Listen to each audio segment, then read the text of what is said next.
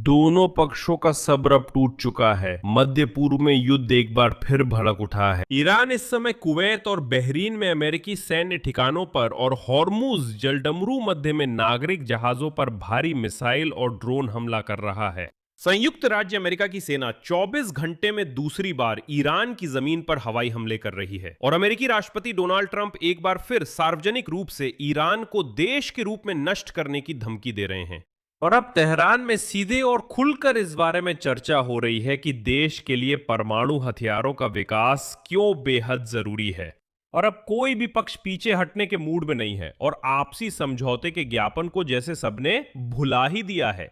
ज्यादा से ज्यादा विश्लेषक ये दावा कर रहे हैं कि युद्ध विराम की व्यवस्था पहले ही टूट चुकी है और अगर बुनियादी शांति शर्तें भी टूट रही हैं तो बातचीत जारी रखने का कोई मतलब नहीं है।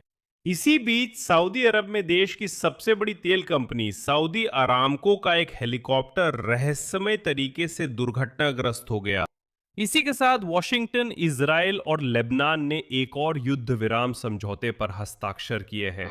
लेकिन इजराइल, लेबनान और संयुक्त राज्य अमेरिका में सभी अच्छी तरह समझते हैं कि किया गया समझौता शायद कभी हकीकत न बन पाए और अधिकारी अब इस बारे में खुलकर बात कर रहे हैं। और जैसे ही नया समझौता साइन हुआ, इजराइल ने फिर से घोषणा कर दी कि वो लेबनान पर हमले के लिए तैयार है। कुल मिलाकर आइए अब समझते हैं कि आज के समय में मध्य पूर्व में क्या हो रहा है।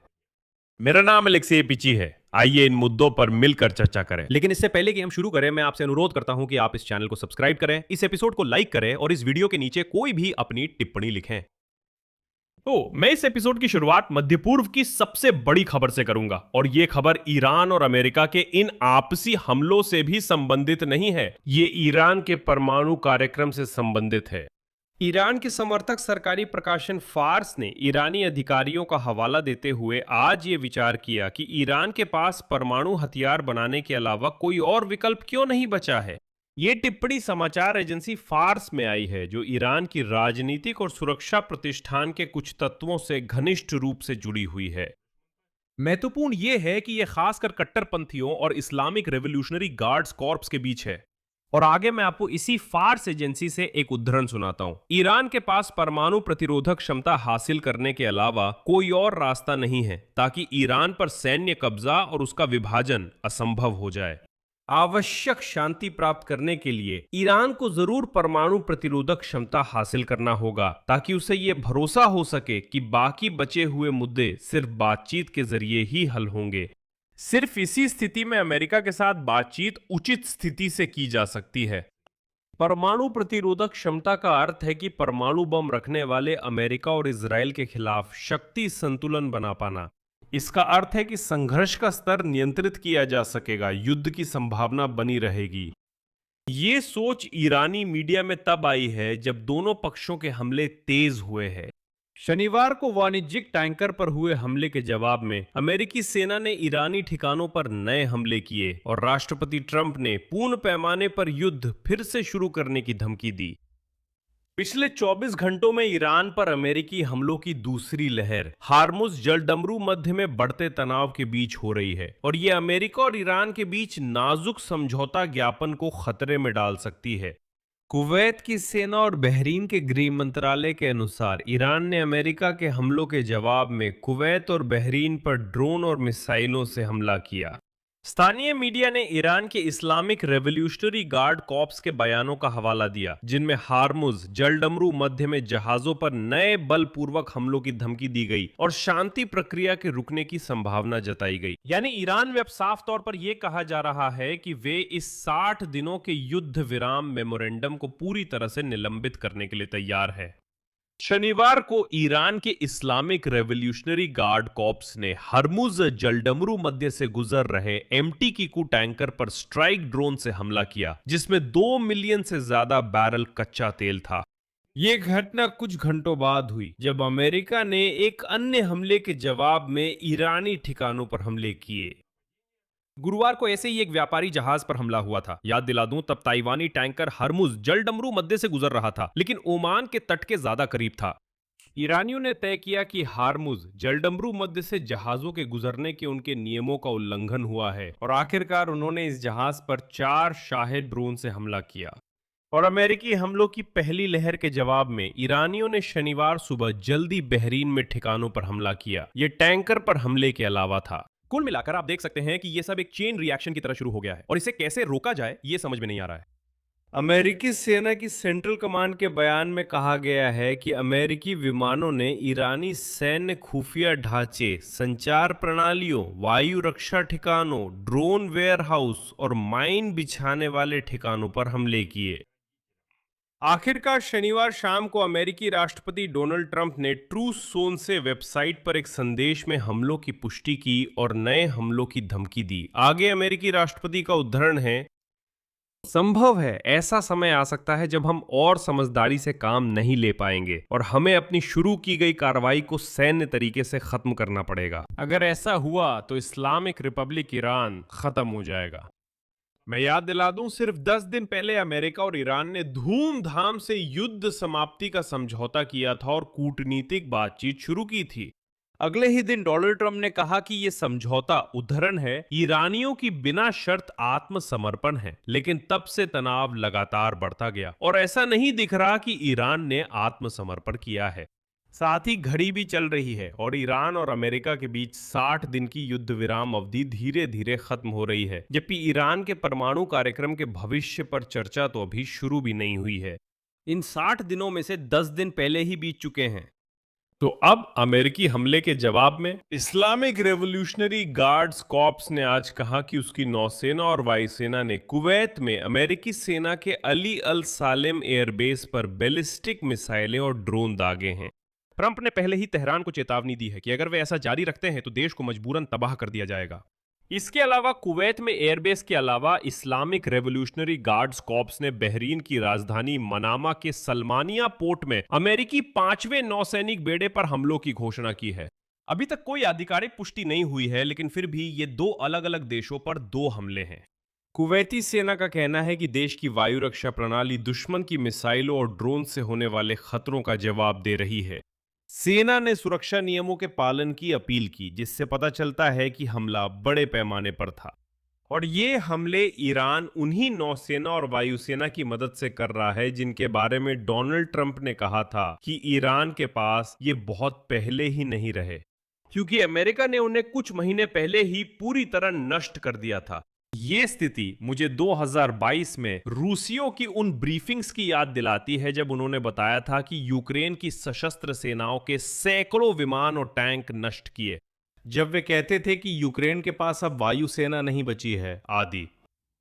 ट्रंप भी बिल्कुल ऐसा ही व्यवहार कर रहे हैं और इन पलों में ईरान और अमेरिका के बीच युद्ध विराम समझौता सच में टूट सकता है। पिछले कुछ दिनों से अमेरिका और ईरान के बीच तनाव बढ़ता जा रहा है और शनिवार को एक बार फिर से दोनों के बीच हमलों का आदान प्रदान हुआ। तो आखिरकार बात इस पर आकर खत्म हुई कि डोनाल्ड ट्रंप फिर से ईरान को पूरी तरह से तबाह करने की धमकी दे रहे हैं। इसलिए तथ्य साफ है, अमेरिका और ईरान एक बार फिर एक दूसरे पर बमबारी कर रहे हैं, जिससे नाजुक संघर्ष विराम फिर से संदेह के घेरे में आ गया है। आज संयुक्त राष्ट्र में अमेरिका के राजदूत माइक वॉल्ट, उन्होंने कहा कि अगर तेहरान हरमुज जलदमरू मध्य में नौवहन को खतरे में डालता है तो संयुक्त राज्य अमेरिका ईरानी सैन्य ढांचे पर हमले जारी रखेगा। आगे उनकी टिप्पणी है, माइक वॉल्ट कहते हैं, अगर ईरानी शासन सोचता है कि राष्ट्रपति डोनाल्ड ट्रंप चुपचाप बैठेंगे जबकि ईरान अंतर्राष्ट्रीय जहाजों या हमारे ठिकानों पर हमला करता रहेगा तो वो बड़ी भूल कर रहा है। अमेरिका जरूरत पड़ने पर कार्रवाई करेगा, उनकी उस बुनियादी ढांचे को नष्ट करने के लिए सैन्य कार्रवाई करेगा जिसे वे अंतर्राष्ट्रीय जलमार्ग पर अवैध नियंत्रण के लिए इस्तेमाल करने की कोशिश कर रहे हैं। ट्रंप कूटनीति को मौका देंगे, मगर राष्ट्रपति का धैर्य हमेशा नहीं रहेगा। ये सोचने की भी गलती मत करना कि राष्ट्रपति ट्रंप हमारे लक्ष्य को ही नहीं बल्कि पूरी दुनिया के उस लक्ष्य को हासिल करने के लिए जिसमें ईरान के पास कभी भी परमाणु हथियार ना हो, हर संभव विकल्प पर विचार नहीं करेंगे। और अब रोजाना बिगड़ते हालात के बीच ये साफ नहीं है कि स्विट्जरलैंड में मंगलवार को पहले से तय अमेरिका और ईरान की तकनीकी टीमों के बीच अगला दौर की बातचीत होगी या नहीं। आपसी समझौते के ज्ञापन के तहत ईरान ने यह सुनिश्चित करने के लिए हर संभव प्रयास करने का वादा किया है कि वाणिज्यिक जहाजों की होर्मुज जलडमरू मध्य से सुरक्षित आवाजाही हो सके। अमेरिका ने ईरानी बंदरगाहों की नाकाबंदी हटा दी है और पिछले हफ्ते स्विट्जरलैंड में हुई वार्ता के दौरान अमेरिका के उपराष्ट्रपति जे.डी. वेंस के नेतृत्व में अमेरिकी प्रतिनिधिमंडल ने ईरान के साथ एक समझौता किया, जिसमें उनके शब्दों में अमेरिकी सेना और ईरान की इस्लामिक रेवोल्यूशनरी गार्ड कॉर्प्स के सैन्य कमान के बीच हॉर्मुज जलडमरू मध्य में जहाजों की आवाजाही के समन्वय के लिए एक हॉटलाइन स्थापित करने पर सहमति बनी। कई लोगों ने तब कहा था कि ये बकवास है, इसे कैसे मंजूर किया जा सकता है। आप अमेरिकी सेना और ईरान के इस्लामिक रेवोल्यूशनरी गार्ड कॉर्प्स के बीच एक संपर्क लाइन बना रहे हैं, जिन्हें आप खुद आतंकवादी कहते हैं। मैं याद दिला दूं, इस्लामिक रेवोल्यूशनरी गार्ड कॉर्प्स को अमेरिका में कानूनी रूप से एक आतंकवादी संगठन माना जाता है। जे.डी. वेंस कहते हैं, हमने अमेरिकी सेना और आतंकवादियों के बीच बेहतरीन संपर्क लाइन बनाई है। मुझे नहीं पता अमेरिकी सैनिकों के लिए कितनी बड़ी बेइज्जती है जब उनसे कहा जाता है कि आप फोन पे उसी आतंकवादी संगठन से बात करो जिसे हमने खुद आतंकवादी संगठन घोषित किया है। और आज की तारीख तक ये हॉटलाइन अब भी काम नहीं कर रही थी, किसी ने किसी को फोन नहीं किया। स्थिति और गंभीर हो गई क्योंकि ईरान ने एक बार फिर जहाजों के गुजरने के लिए केवल अपनी तरफ से समन्वय की आवश्यकता पर जोर दिया। लेकिन एक मोर्चा है जहां युद्ध विराम की संभावना नहीं दिख रही। आज एक्सियोस पत्रिका ने इस स्थिति का शानदार वर्णन किया। इजराइल, लेबनान और अमेरिका में माना जाता है कि कल हुआ समझौता कभी भी लागू नहीं हो सकता या खत्म हो सकता है।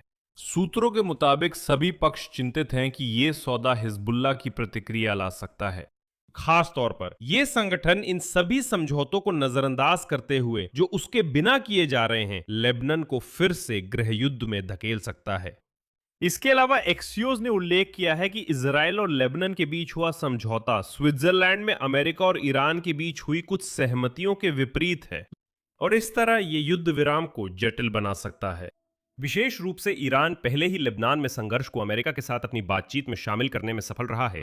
आपसी समझौते का ज्ञापन पहले ही पक्षों से लेबनान में युद्ध विराम और क्षेत्रीय अखंडता सुनिश्चित करने का आह्वान करता है। इसका मतलब है कि इजराइल को अपनी सेना वापस बुलानी चाहिए।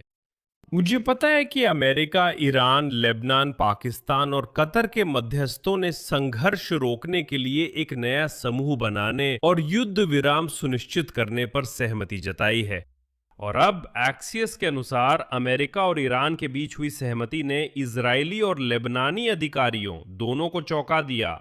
उन्होंने इसे हिजबुल्लाह की स्थिति को मजबूत करने और इस देश में ईरान के प्रभाव को वैधता देने के रूप में देखा। खैर, लेबनानी तो पूरी तरह से हैरान रह गए। एक्सियोस ने वॉशिंगटन में एक दिन पहले हुई इजराइल और लेबनान के बीच बातचीत की कुछ जानकारियां भी दी हैं। अधिकारियों के अनुसार केवल वॉशिंगटन के उच्च स्तर से मिली गंभीरता ने दोनों पक्षों को यह स्पष्ट कर दिया कि इस शांति समझौते को करने की तत्काल आवश्यकता है। अमेरिका ने इजराइल से समझौते को सुनिश्चित करने के लिए पाठ में 2 बदलाव करने को भी कहा, जिसमें दक्षिणी लेबनान के गांव से इजरायली सेना की वापसी शामिल है, जो फिलहाल इजराइल के कब्जे में है। साथ ही यह भी स्पष्ट रूप से कहा गया कि यह इजरायली सेना की लेबनान से बाहर पुनः तैनाती की व्यापक प्रक्रिया की केवल शुरुआत होगी। लेकिन अब आपके लिए ताजा खबर है। इजराइल ने दक्षिण लेबनान में सैन्य अभियानों को जारी रखने की मंजूरी दे दी है। इसी के बारे में इजरायली सेना के बयान में कहा गया है, जो कि संघर्ष विराम समझौते पर हस्ताक्षर होने के 2 दिन बाद जारी किया गया। इजराइल रक्षा सेना के जनरल स्टाफ के प्रमुख जनरल लेफ्टिनेंट अय्याल जमीर ने इन योजनाओं को संघर्ष विराम समझौते के तहत मंजूरी दी है। शुक्रवार शाम को हस्ताक्षरित 14 बिंदुओं वाले समझौते के तहत साहल को हिजबुल्लाह के हमलों, धमकियों और शत्रुतापूर्ण इरादों के खिलाफ कार्रवाई करने की अनुमति मिलती है। हिजबुल्लाह और ईरान ने समझौता ठुकराया और इजरायली सेना की लेबनान से पूरी वापसी की मांग की, जिसे इजराइल ने भी नकार दिया। और अंत में वॉशिंगटन ने अमेरिका, इजराइल और लेबनान के बीच त्रिपक्षीय समझौते पर हस्ताक्षर होने के बाद भी लेबनान में लड़ाई जारी है। यही है उन समझौतों की अहमियत जो मध्य पूर्व के मुद्दों पर किए जाते हैं। यहां मैं विराम लेता हूं। अपनी राय नीचे कमेंट करें, चैनल सब्सक्राइब करें, बेल आइकन दबाएं और लाइक करें। अगर आप इस YouTube चैनल के काम को सपोर्ट करना चाहते हैं तो आप इस वीडियो के डिस्क्रिप्शन में दिए गए लिंक और डिटेल्स के जरिए कोई भी डोनेशन कर सकते हैं। बस इतना ही। अपना ख्याल रखें। सबको अलविदा।